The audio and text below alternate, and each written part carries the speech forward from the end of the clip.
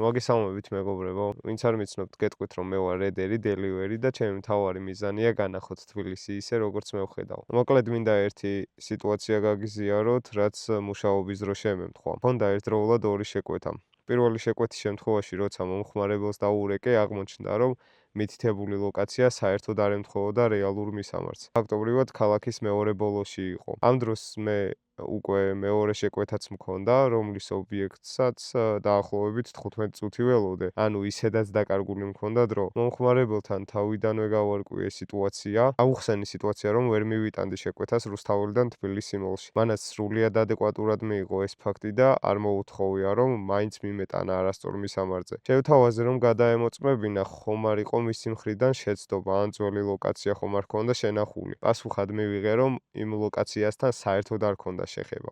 გამოდის, რომ პრობლემა დიდი ალბათობით თავად აპლიკაციის ხარვეზე იყო და არა მომხმარებლის. ამ დროს ვცდილობდი საფორთან დაკავშირებას, რაშიც საკმაოდ დიდი დრო დავუკარგე როგორც ლოდინში, ისე მიმოწერაში. ამ პროცესის გამო მეორე შეკვეთაც დაახლოებით 9 საათით დაგვიანდა. როდესაც საბოლოოდ დაუკავშირდი საფორთს, მითხრეს, რომ ჯერ მეორე შეკვეთა დამეტოვებინა და შემდეგ წასულიყავი პირველი შეკვეთის მისატანად ობიექტზე, რომელიც ასევე საკმაოდ შორ მანძილზე მდებარეობდა. პარალელურად ვეცადე გამერკვია, რამდენად ანაზღაურდებოდა ეს დამატებითი მანძილი, რადგან პრაქტიკაში უკვე მქონია შემთხვევები, როცა ასეთ სიტუაციებში დამატებული თანხა იყო მიზერული და რაღაც სასაცილო, რაც გაწეულ შრომას არ ექვემდებარებოდა. სამწუხაროდ ამ კითხვაზე კონკრეტული პასუხი დროულად ვერ მივიღე და გავაგრძელე მეორე შეკვეთის დატოვება. ამ ფონზე ოპერატორმა მხოლოდ ის აღნიშნა, რომ შეკვეთის დახურვა არ შეიძლებოდა და ეს პროცედურული დარღვევა იყო. თუმცა ეს დეტალები თავიდანვე არ ყოფილა ჩემთვის მკაფიოდ განმარტებული. ამასობაში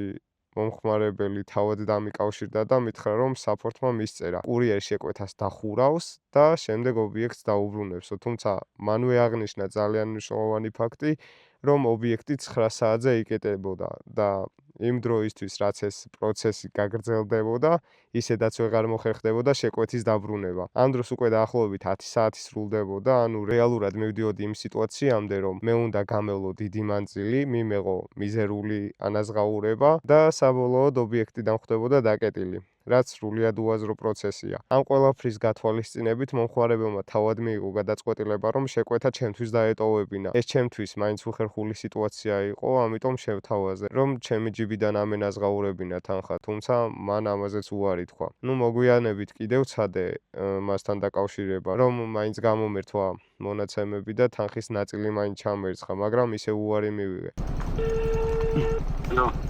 დიახ, ბოდიში ისევ მეგირეკავთ რა, ცოტა უხერხულში ვარ და გეხვეწები ამ მომწერე პირადი და ჩაგირიცხავ თანხას რა. მეგობრო, არა, მართლა გეუბნები პურობის გარშე ასეც. არ გინაზღაურებენ ანუ ხო? არა. არა დაივიწყე, ხო, სათვალიეროდ ეგ შეკვეთა არც ყოფილა რა, რავი. გარშე გეუბნები რა. დღევანდელ სიტუაციაში ეხლა რაც არ უნდა თანხა იყოს, ხო ხდები რა. აბსოლუტურად გეთანხმები მაგ ლოგიკაში მოვყობი, მაგრამ შენ კონკრეტულად არაფერს შეერეხარ მაგაში, რომ ეგ რავი შენ თავზე აიღო რა, ვიცი რომ არაფერს არ არის. რა. კიდევ ერთხელ მადლობა მაშინ და ახაც ბიჭებსაც გაუმასპინძლდები რა და გაიხარე ძმაო, დიდობიანი ღამე და წარმატებები გისურვებთ. ასე, წარმატებები, კარგად.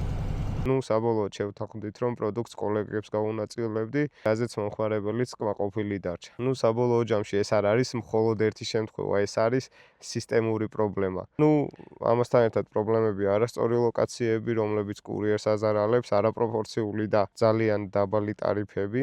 ალბათ დამეთანხმებით, ბევრს ჰქონიათ მსგავსი შემთხვევები და არასწორი ლოკაციის გამო, როდესაც ჩაუსწორებიათ და მისულ ხართ ბევრად ნაკლები და სასაცილო თანხები დაურიცხიათ. მე პირადად მქონია 1-2 მსგავსი შემთხვევები და აქედან გამომდინარე განამომხმარებლის წინააღმდეგ მივდივარ კომპანიის წინააღმდეგ, რომელიც უშუალოდ პარტნიორად მწვლის და დაფასება არ მაქვს. ამ შემთხვევაში ბევრია მსგავსი სიტუაციები. რაც შეეხება ტარიფებს, მართლაც რომ ძალიან გაუფასურებულია. არც ეს უცხოელების შემცირება მოქმედებს ჩვენს ანაზღაურებაზე და ვერც იმას ვხედავთ, რომ რაიმე არის შეცვლილი ამ კანონების მიღების შემდეგ.